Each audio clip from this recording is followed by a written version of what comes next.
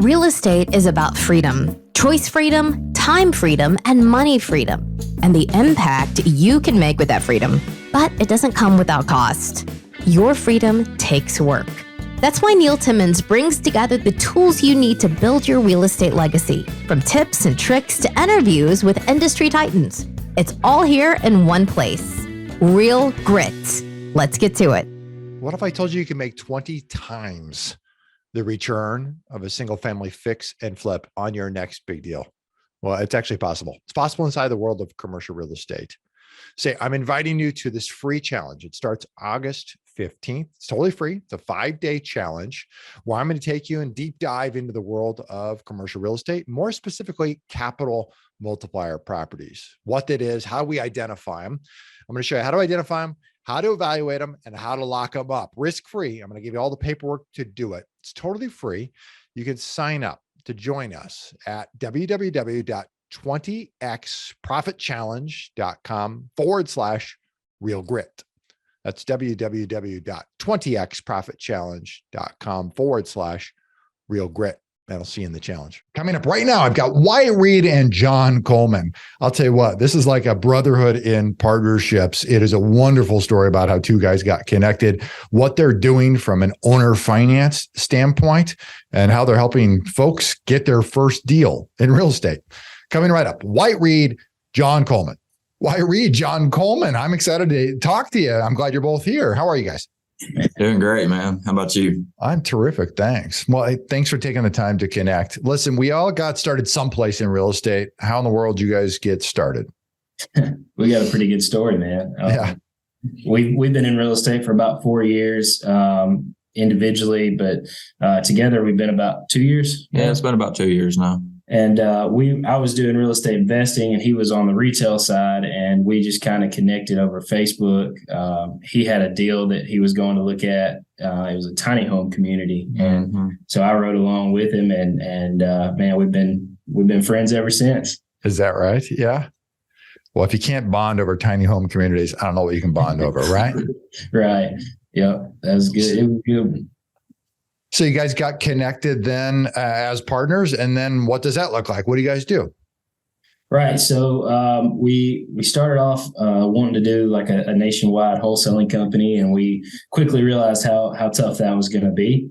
And then we kind of just been tweaking our structure ever since. We do wholesaling and we do creative financing. We've got a couple of storage facilities. So altogether, I think we have around 168 doors. Yeah. And our main bread and butter, though, is seller financing single family homes.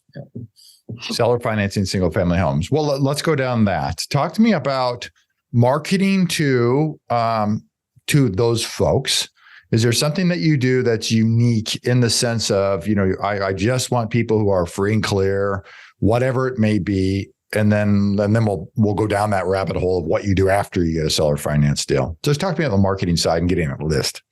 Yeah. So we started off, we were texting, doing ringless voicemail, things like that. And then it quickly got to, there are more rules and regulations coming in every day on that stuff. So it quickly become more of an IT job than it did an actual marketing job. And so we've transitioned everything to REI print mail. And we've got a really great relationship with those guys. And then we just give them our criteria. So we're more volume than anything. We don't do really niche lists. So we pull high equity lists and we pull landlord and vacant lists and hit those across cities. Right. Multiple cities. Are they close to you or are you kind of spread out?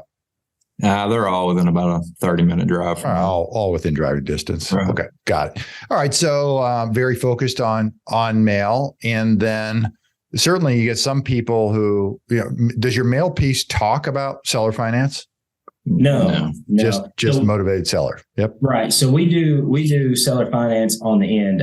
Which we've done sandwich deals before where we got seller financing on both ends, but primarily we buy these properties and then using the BRRRR method, we leverage other people's money and then. Got it. All right. No, totally got it. So it's not creative finance on the front side. It's seller finance on the back side when it goes out the door to somebody else. Yep. Yeah. All right. Clear. Sounds good. Well, it goes out to the door to somebody else. So let's talk about that. The ability to market to find somebody who, wants to buy on contract, with your seller financing. What do you do from a marketing standpoint there? Primarily Facebook Marketplace. We put it out on Facebook Marketplace, with the price, the terms, the monthly payment, interest rate, asking price, all of that. And that's really the only place that we market them.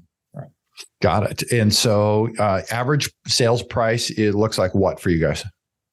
I would say our average is probably around 175,000. Got it. Are you, before you go out and sell these things, you clean them up? They look pretty? Are they all over the board? Yeah. What is it? Well, it depends. We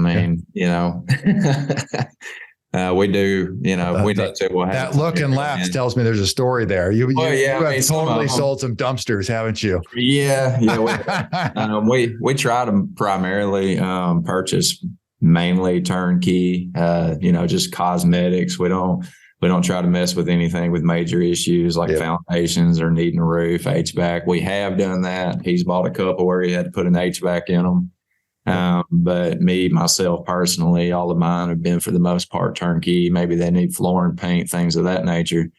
But we do have a couple that we just purchased, that we're kind of testing the waters with, but we got them at a really good deal. Well, and, we were actually able to get the owner to owner carry to us on these two as a package, so we bought those for $45,000 with 10% down. So after closing, our principal on that one was $35,000. Our monthly payment on both of those houses together is $276. And one of them we're going to turn around and it needs the least work of the two. Yeah. But we're going to turn around and seller finance it for $130,000. So that's going to be a really nice spread on it. Yep. And then the other one, it needs some work. It needs some love, man. Yep. So we'll probably try to get around 70 to 80 out of it and see how it goes. It's going to be more of a live-in flip type deal. Sure. All right. So the first one's going out the door at about $130,000. Yeah. Down payment's going to be what? Down payment on that one will be $13,000. $13,000. All right. So 10% down. And then what kind of rate terms does it look like? Our minimum interest rate is 10%. So we typically go 10 to 12%, depending on what our interest rate is at the time whenever we purchase. So this one will go 10%. And we try to keep it 20 to 30 years. We don't like going over 30 years. Sure. That's pretty much our max. And we like to keep it down around 20 if possible. But, depending on the individual, we'd be willing to go up to 30. Yeah. The shorter amortization, the better, right? Right. Get that money coming back. Yeah. Much faster. Okay. It's been pretty good though, because our average net cash flow is $742 a month. Incredible. Yeah. The biggest challenge for you guys, finding properties to buy or finding buyers to sell them to? I would say properties to buy. Yeah, definitely. We're getting our marketing in and deals are coming in, but we have a ton of buyers that have reached out to us and they're wanting houses, and these people are, a lot of them aren't able to just go to the bank. So it's been pretty good for us. Yeah. Yeah. No, they're unbankable for one reason or another. Right. Mm-hmm. Yeah. Is there a process? Is there a system to get these people to pay off at some point, or you really just let them pay me off in 20 years? Yeah. It just depends on the individual. Sure. We don't mind going up to 20 years. Because, the longer it takes them to pay off the loan, the more money we're going to make on interest. So we do have a clause in our contract where they cannot pay off in less than 5 years. And if they do, they still owe us the interest for that 5 years. So, and that just kind of protects us, because at the end of the day, we're doing it to make money. We're trying to help these people, but we've got to make money in the process. But yeah, we've got some that they're making extra payments every month to where they're probably going to pay their property off in less than 10 years. Yeah. Incredible. Yeah, they've got money, just not the credit to be able to go get that loan on a traditional sense, right? Yeah, we're not too worried about getting our money back as quick as possible, because we're using the BRRRR method. So we have a down payment down on it, and it's like 10% most of the time. And we're able to get that out of the refinance. So we're not struggling to try to get our money back, quick. And our average spread, which, Wyatt and I, we have our own companies and we have our companies together. So we buy, these type of deals inside our company together, and then we buy them outside in our individual companies as well. Yep. And, my spread, I like to keep mine personally at $70,000 between what I purchase it at and what I sell it to a tenant buyer at, where he's a little bit more lenient. He'll go down to around 40. Yeah. So 70 grand. Is that purchase to purchase, or you're including some of the payments in there? No, that's purchase to purchase. So if I purchase a house, I'm all in at $100,000, then I want to be able to at least sell it to a tenant buyer for $170,000. Where are you guys at in the world? North Alabama. We're right outside. Don't tell me, because I might be doing business there. Yeah, those are killer spreads, man. Be. I mean, Huntsville, Alabama is a hot market, man. It's a killer. Those are killer spreads. Yeah. No.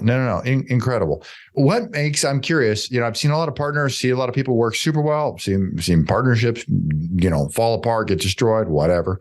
What makes you two work well together?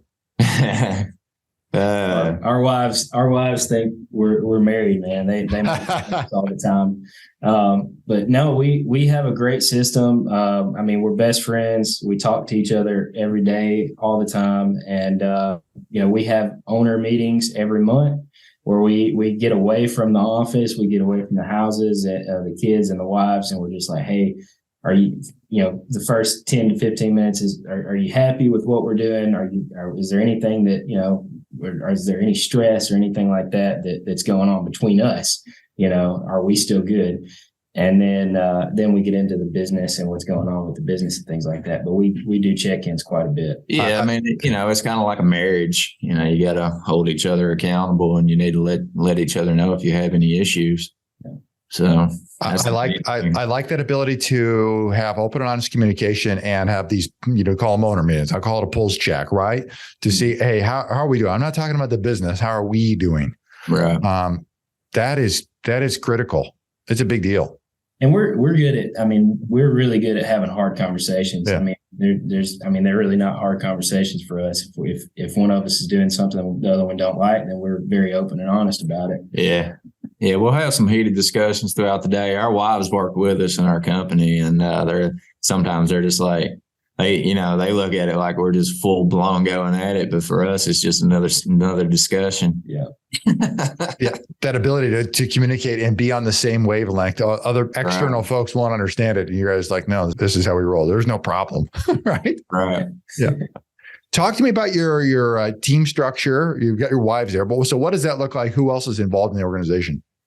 Right. So really the only other guy we've got is an acquisitions guy for the real estate company. Mm-hmm. So we've got an acquisitions guy. John handles a lot of the dispositions. We raise capital together. I handle all the marketing and lead generation stuff, but we have a VA that takes all the inbound calls and everything like that. So we're pretty much out of the real estate company as far as like the day-to-day grind. Mm-hmm. But that's where we're at. The only other guy we got in the office is a marketing guy or a videographer who does all of our coaching videos. Yeah, and that's actually my son. Oh, is that right? Yeah. You got the whole family involved, don't you? Yeah, man. Yeah, they get paid more than we do. Tell me about the culture. How do you keep it together? What's the culture like with everybody? Right. Man, it's just conversation. We have meetings every Monday and Friday, but we're always together. We hang out. And when we're not, here, we're hanging out at each other's houses too. Right. It's great. And our acquisitions guy, he's the same way. He's at our house. We do Bible study together. We have 2 Bible studies right now that we do during the week at the office with some of our students and employees and families. And then we also do church on Wednesday nights together. And it's just like a big family. We don't always, see eye to eye, but we always are open and communicate and try to get on the same page. It's cool how tight knit that is. If somebody was to come in, the next hire to come into your business, what are they going to have to look like? What personality traits? What are your non-negotiables for somebody to come in and come into this family, if you will, this business? What would that have to be like?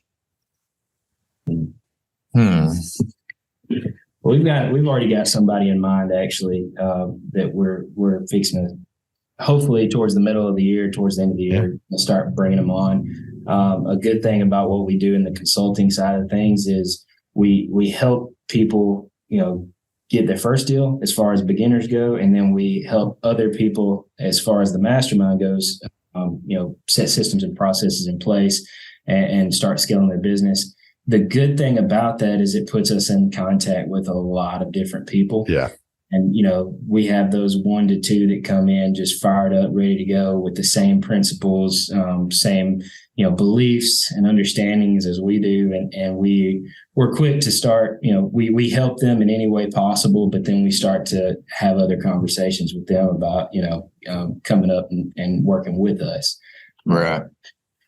Yeah. But I guess you're probably also talking about core values as far as what we're looking at whenever hiring a person. The main thing is, we don't do shady business. They're in no way, shape, form, or fashion are we going to lie or try to deceive somebody in order to get a deal, Yeah, absolutely. Yep.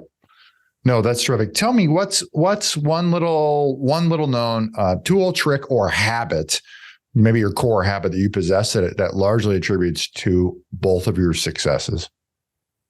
Oh man, our relationship with God, I would say. For sure. We've been through a lot in the past 4 years, and a whole lot of it has been the two that we've been together. And so we've grown closer together, but we've also grown closer to God, and we attribute all our success to that, man.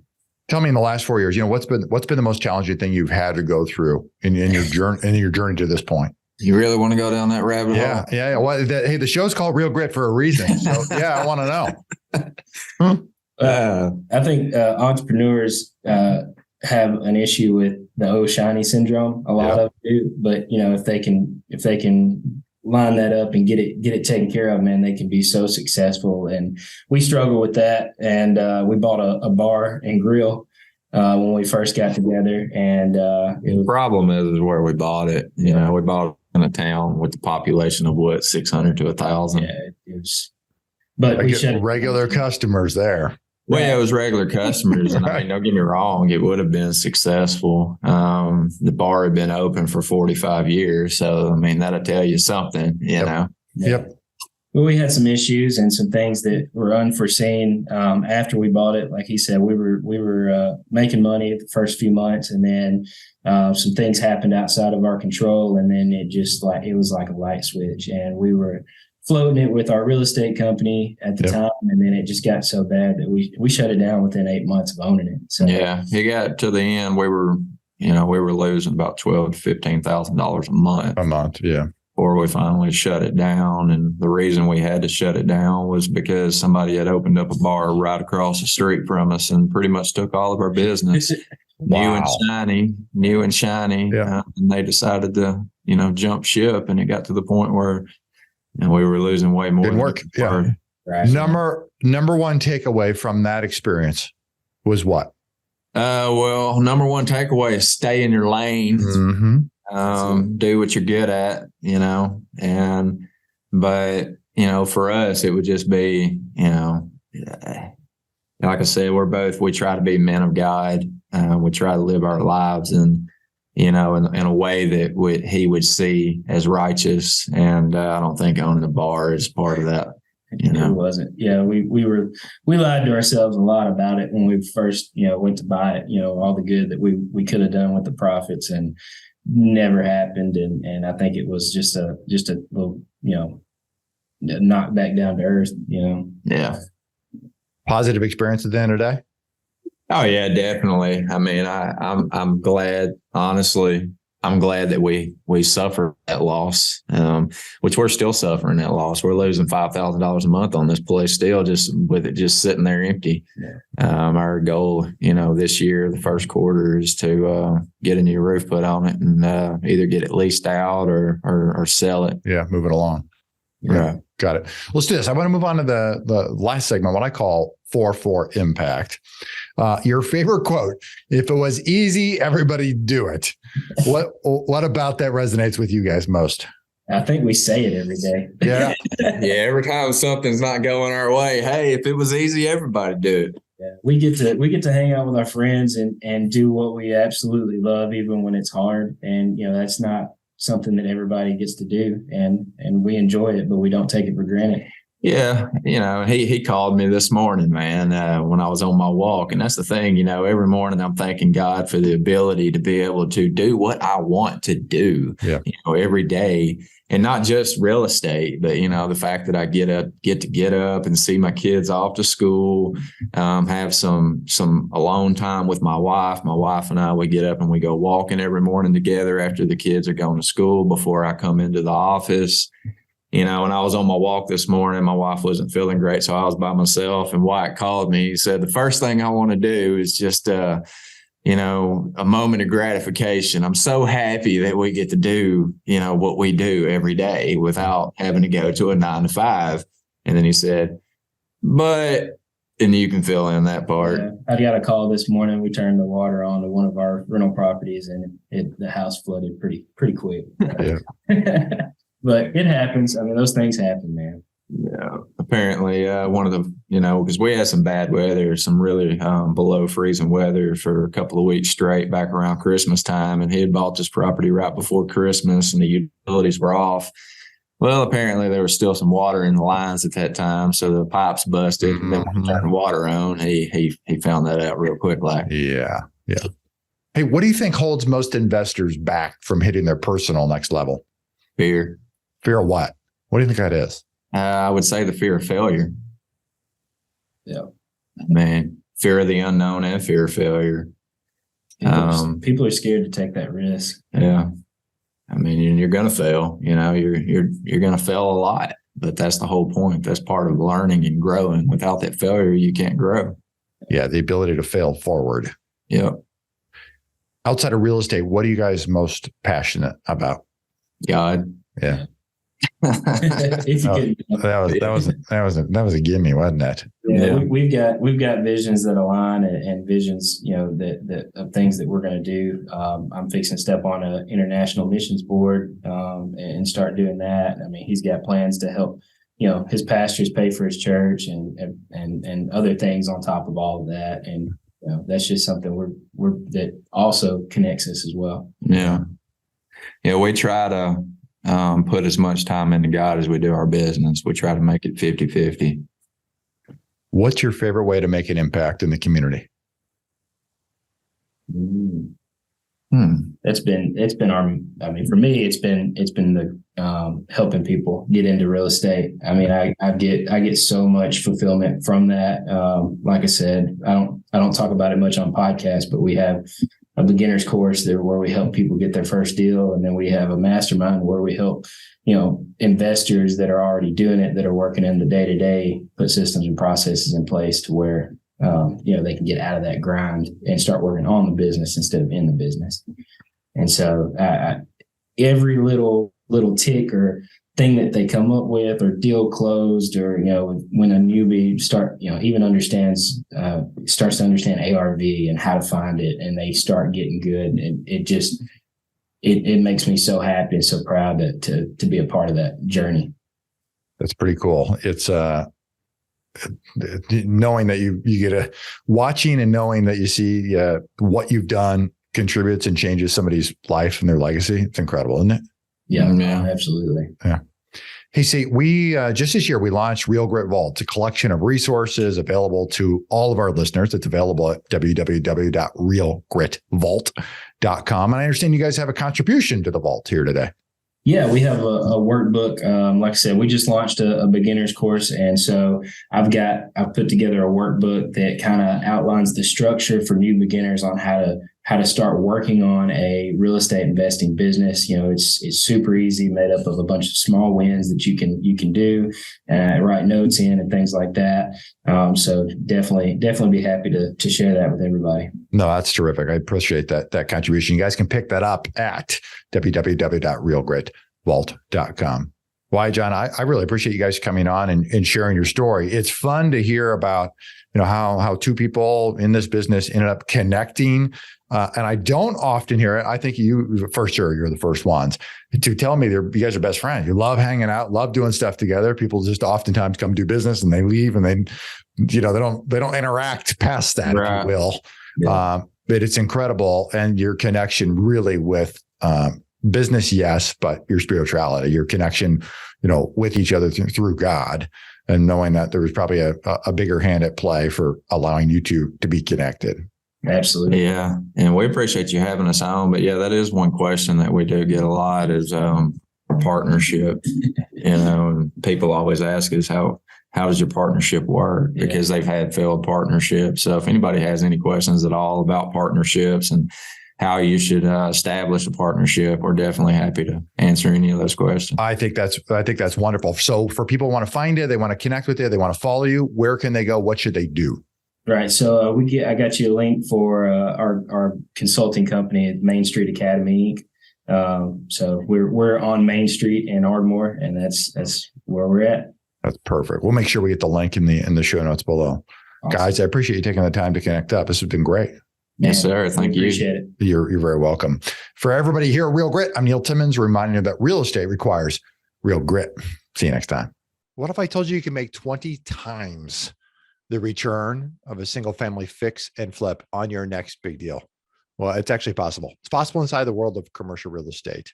Say, I'm inviting you to this free challenge. It starts August 15th. It's totally free. It's a 5-day challenge where I'm going to take you and deep dive into the world of commercial real estate, more specifically, capital multiplier properties, what that is, how we identify them. I'm going to show you how to identify them, how to evaluate them, and how to lock them up risk-free. I'm going to give you all the paperwork to do it. It's totally free. You can sign up to join us at www.20xprofitchallenge.com/real grit. That's www.20xprofitchallenge.com/real grit. And I'll see you in the challenge. If you like our content and want more, you can access it at realgritpodcast.com. You hear it guest after guest. Instinctively, you already know it. But let me call it out. The most expensive action is inaction. The real estate market is full of opportunities. You just need to uncover them. You can build a business that lasts for years, makes monumental impact in the lives of those that you love. It's not just about business, but about the freedom you get because of it. Have you ever heard the saying, if you want to go fast, go alone. If you want to go far, go together. I believe that partnering is essential. In fact, I partner with hardworking investors all the time. The point is that you can get a lot further with the right partner. Let me say it again, the right partner. If you've ever thought about partnering with anyone, or if you have a partner now, I encourage you to download my free Partner and Profit Guide, which includes the top 5 must-answer questions to evaluate a profitable partnership. You can find it at www.legacyimpactpartners.com. I'll see you in the next episode.